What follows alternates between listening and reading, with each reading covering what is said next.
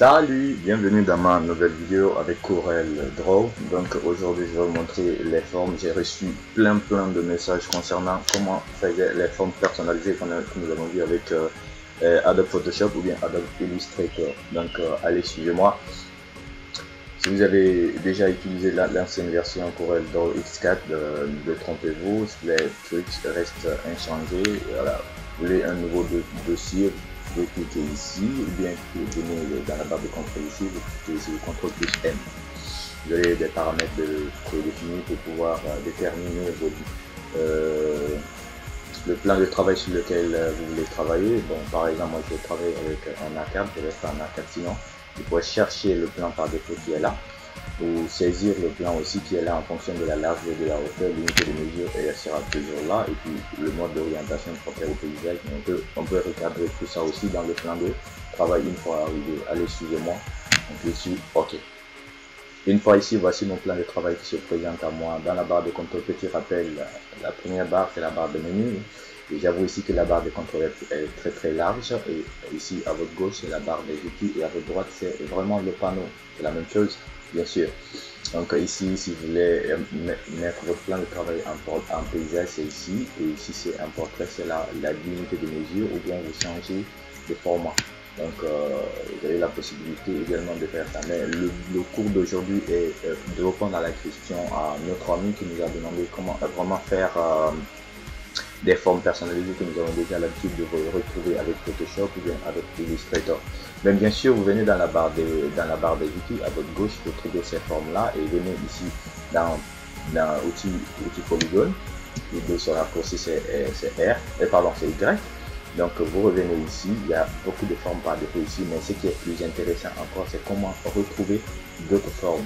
Donc si je me mets par exemple sous forme de base ici, c'est un exemple. Si je dessine une grosse lycée, j'aurai cette forme de base, mais dans la barre de contrôle ici, je peux également déballer.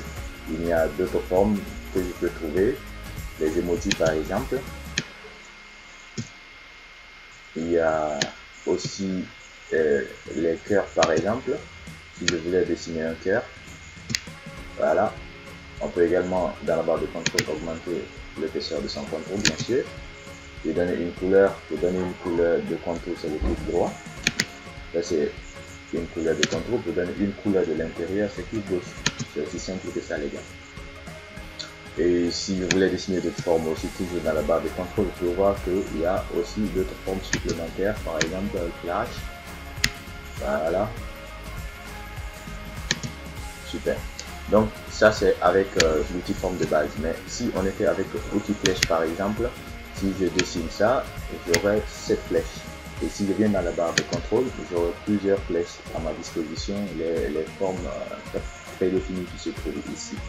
Donc je peux choisir n'importe quelle flèche ici, par exemple, si c'est dans l'autre sens contraire que je voulais, des deux sens. Donc il se trouve là. Donc les gars, si je voulais encore redessiner votre forme personnalisée, toujours j'étais avec la forme flèche. Si je voulais voir l'organigramme également, voilà.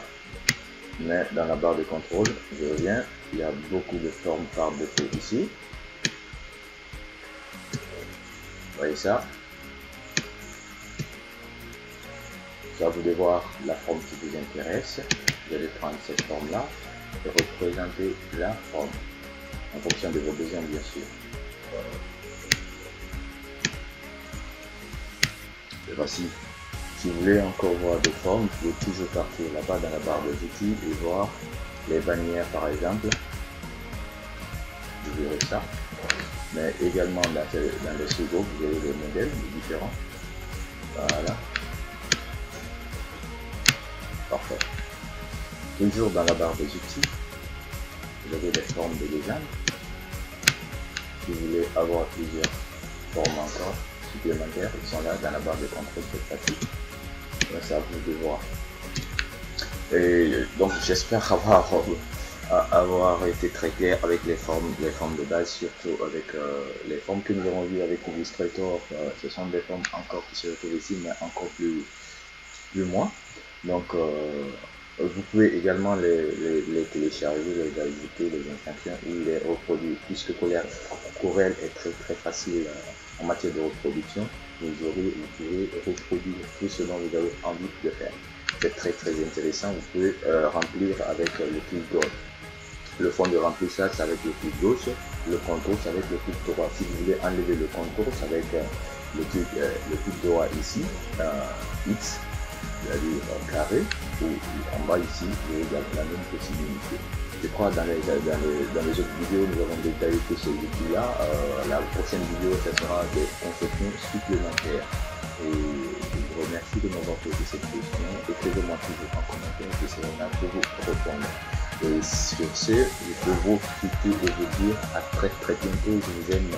Likez, partagez, abonnez-vous. Merci et recommandez à vos camarades pour apprendre rapidement Corel avec Monsieur Sako, bien sûr. Allez, je vous aime.